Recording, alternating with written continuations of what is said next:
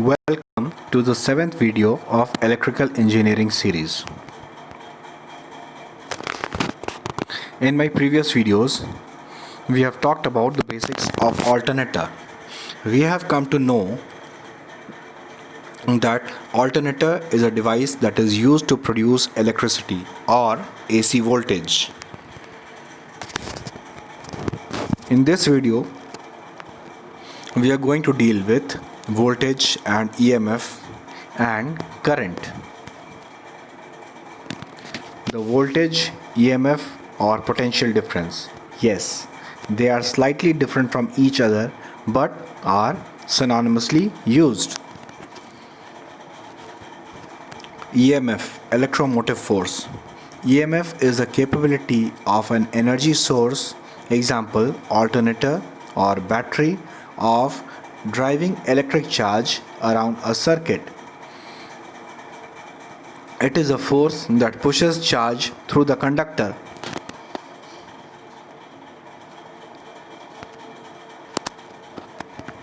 In this slide, we can see that there is a conductor. There is a copper wire which is a conductor.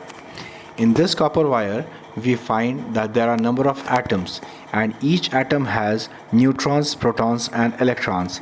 Neutrons and protons are centralized at the nucleus, whereas the electrons revolve around the nucleus, and yes, the blue dots show the electrons. These electrons are free to move. In the third picture, we can see that electrons are moving in random direction. Now, in the fourth picture, we can see that when an EMF or battery is applied across the conductor, the electrons experience a net force from one point to the other.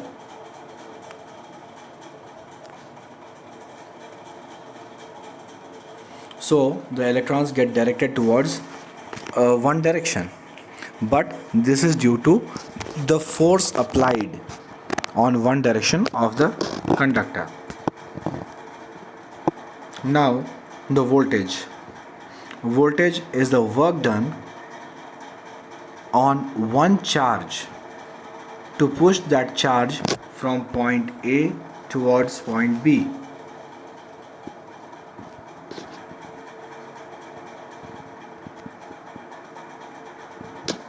What is potential difference? Potential difference is the difference of potential between the 2 points, say A and B. So point A is having more pushing potential than point B.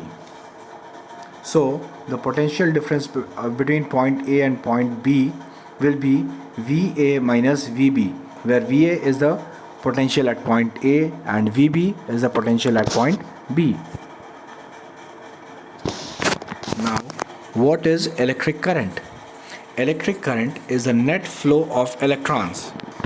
In the first picture, we see that there is free movement of electrons in random direction. Does it form any current? No. Whereas in the second picture, we can see that there is a net flow of electrons from point A towards point B. Does it form a current? Yes. This is the water analogy of electric current. We see here that we have a pump which pushes the water in this water circuit. Similarly, we have a power supply in an electric circuit that pushes the electrons in that circuit.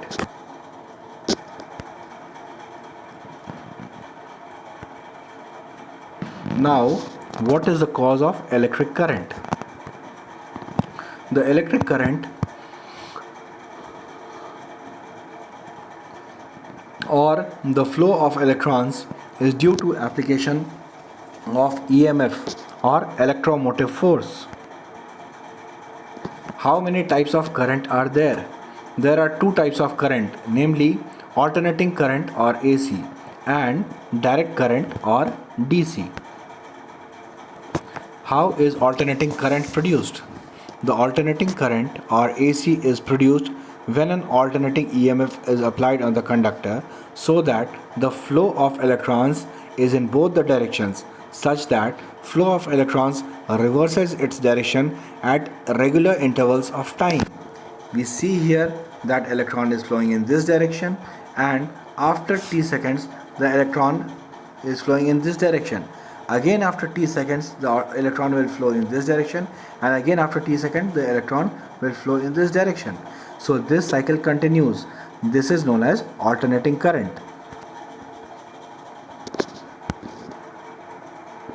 How is direct current produced? The direct current is produced when a monodirectional EMF is applied on the conductor so that the flow of electrons is in one direction. We see in the picture that this point is always at a higher potential than this point. So the electrons will always tend to flow in a single direction, whereas in the alternating current the high potential was getting shifted from one point to the other, and that caused the flow of electrons in alternate directions. Which device is used to produce alternating current?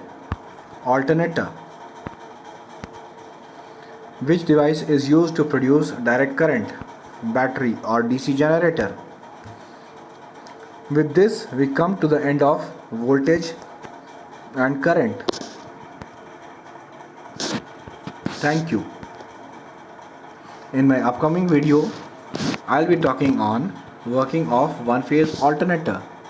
So, stay tuned. Thank you.